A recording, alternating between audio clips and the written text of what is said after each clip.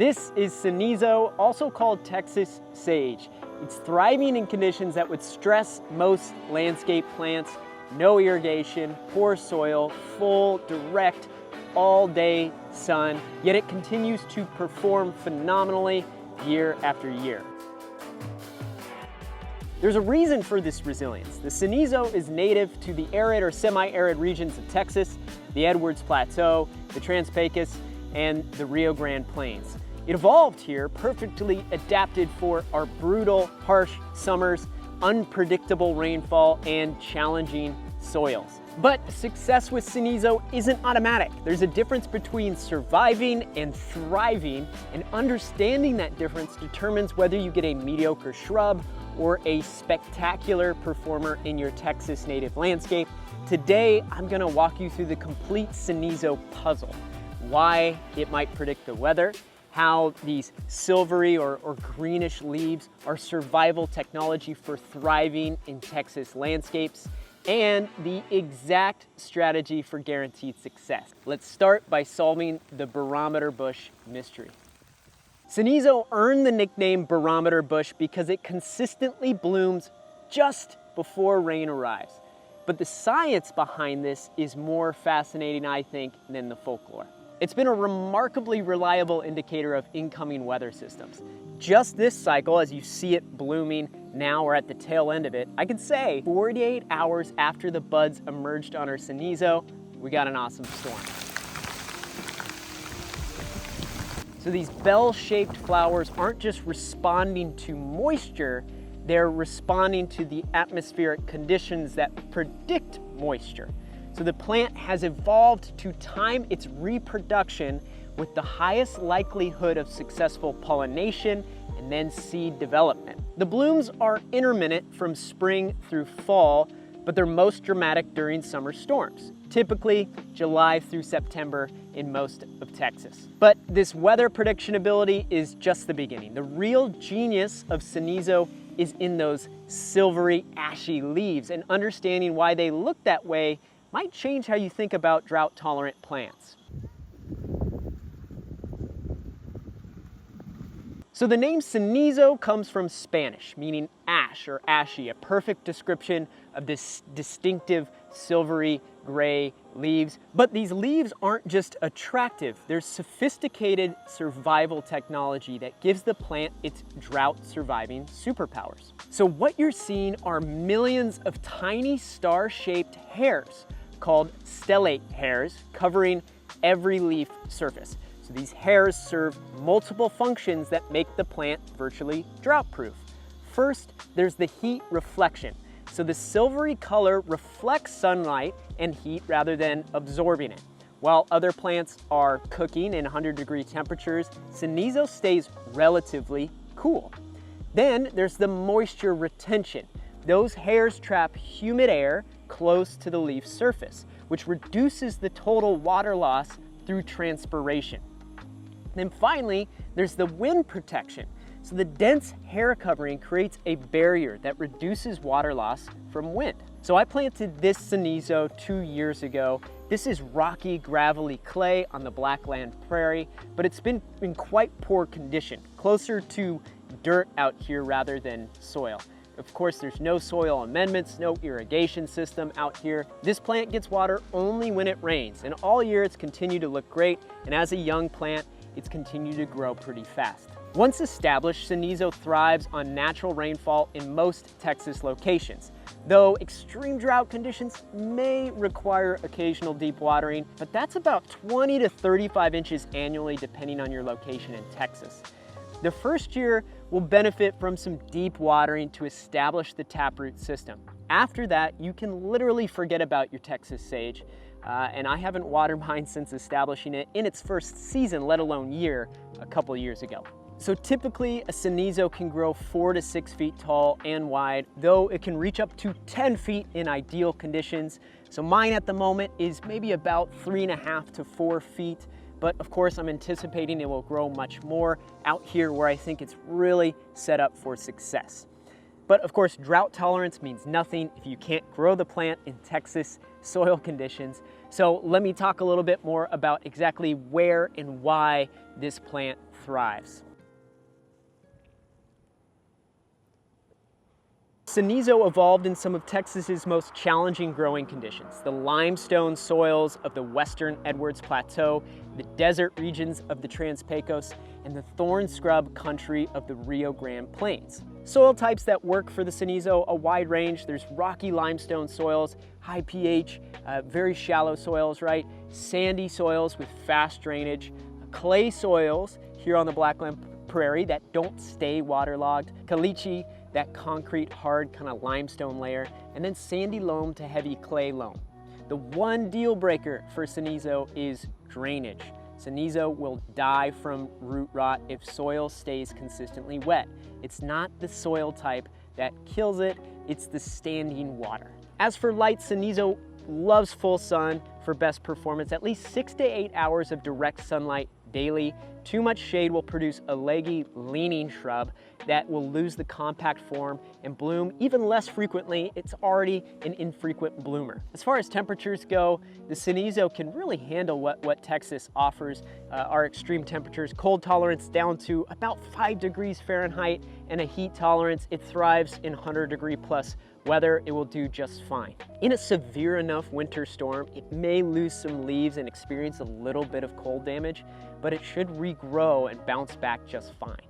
As far as pH tolerance goes, the Cenizo handles alkaline soils beautifully. That's about a pH of 7 to 8.5. But this is why it thrives in limestone-based Texas soils that might challenge many other plants. As far as fertilization goes, no fertilizer is ideal for Cenizo. It's going to perform best in lean, under-fertilized soils. Rich soils or added fertilizer can cause leggy growth and reduce the flowering. So the Cenizo is truly adapted to nutrient-poor conditions. And unlike plants that suffer in poor conditions, Cenizo actually becomes more compact, dense, and blooms more profusely when grown hard, which means minimal water, poor soil, and intense sun. But there's more to this plant than just surviving in tough conditions. It's actually supporting an entire ecosystem.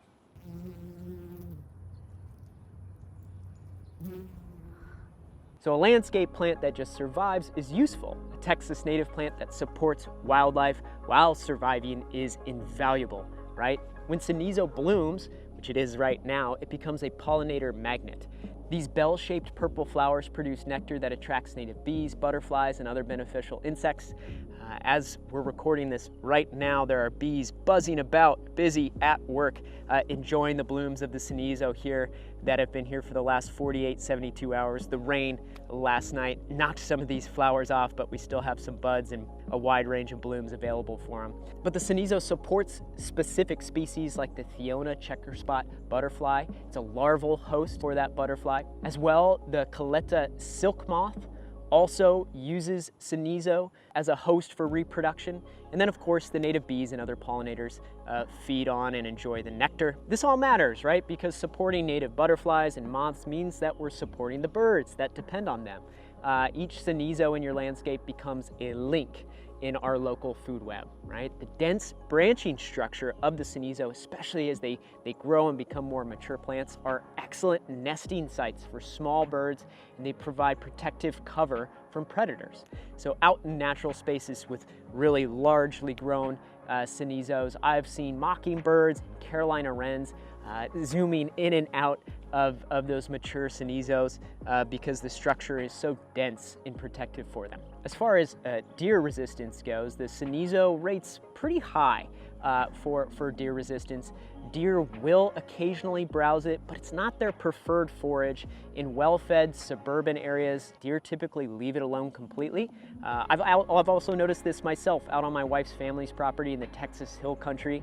The Cenizo planted there is healthy and remains untouched. Although deer gather around and on their property like their pets, they almost are.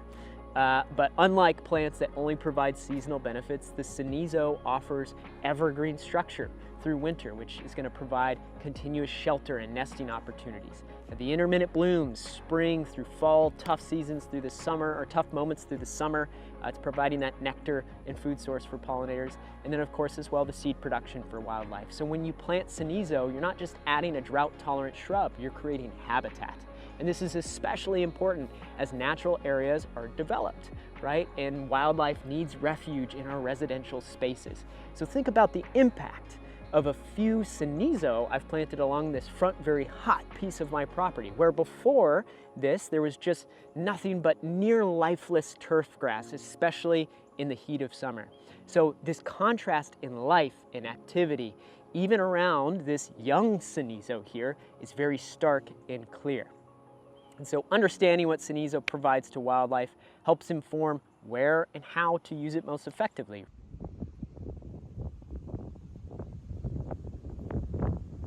Now that we understand Cenizo's capabilities and benefits to wildlife, here's how to put that knowledge to work in your specific landscape. So think of Cenizo as your problem solver plant.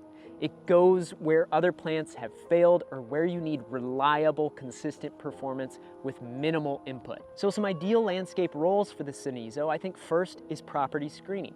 You want to plant it 4 to 6 feet apart for an informal hedge.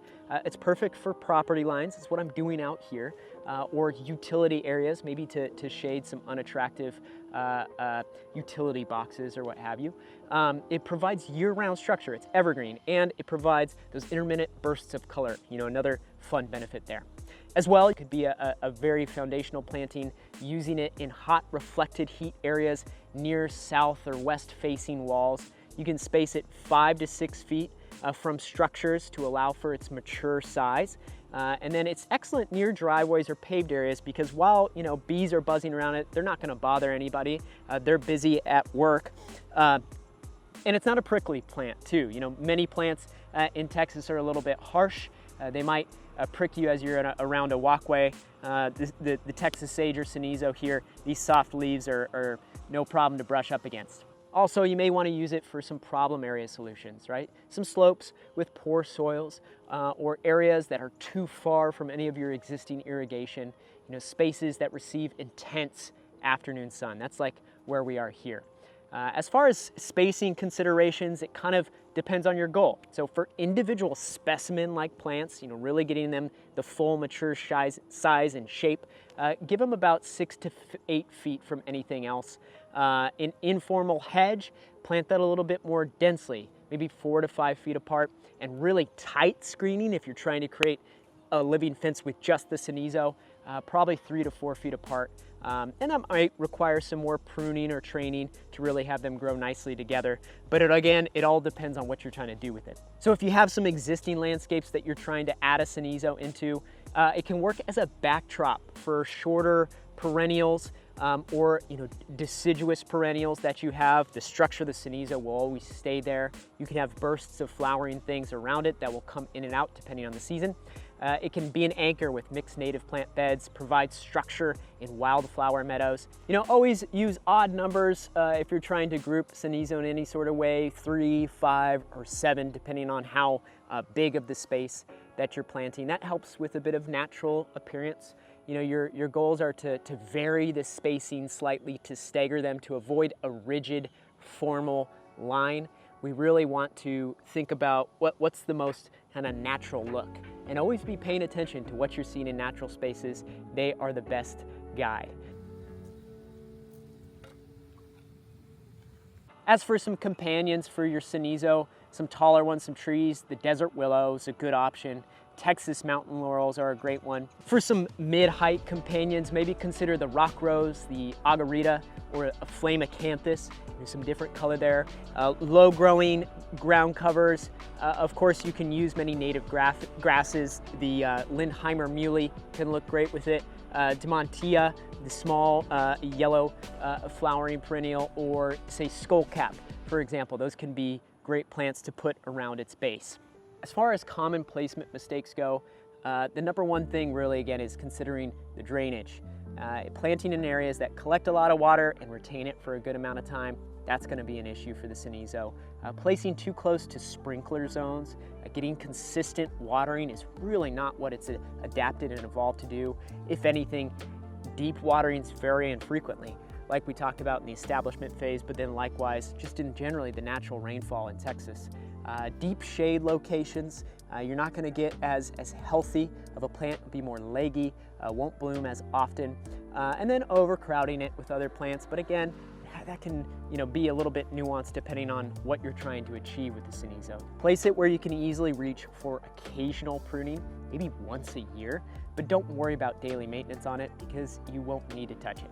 As far as seasonal considerations go, first for planting, fall and winter really is the best establishment period for the Cenizo and really many other Texas native plants. Most all of them I'd recommend generally the fall and winter period because you can do some deep waterings to establish it then. There's less evaporation going on and heat pressure, and so the plants get a really good shot to establish through fall, winter, prepare themselves for a warmer spring, of course, and then ultimately the harsh summer. Spring planting, that's acceptable, right? But requires more summer watering, and you see this in experience as you start to put a lot of plants in the ground on your property. And summer planting, you want to avoid it, but I've put Cenizo in August, and of course I'm watering them more regularly. I can see that they're a little bit more stressed out and need those more consistent deep waterings. But again, this is a plant that should survive that, but you do have to do a little bit more babying to get it established. All right, y'all, now we understand the complete Cenizo puzzle. We can say it predicts rain through atmospheric pressure sensitivity. It's those silvery greenish leaves that are heat reflecting, moisture conserving, survival technology. It thrives in some of the harshest Texas conditions that other plants can't handle.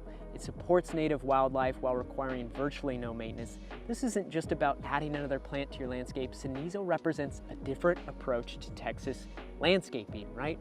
Working with our climate instead of against it. There's no irrigation system needed here, no fertilizer costs, no replacement costs from plant mortality, no pest control expenses, and decades and years and years and years of reliable, abundant performance.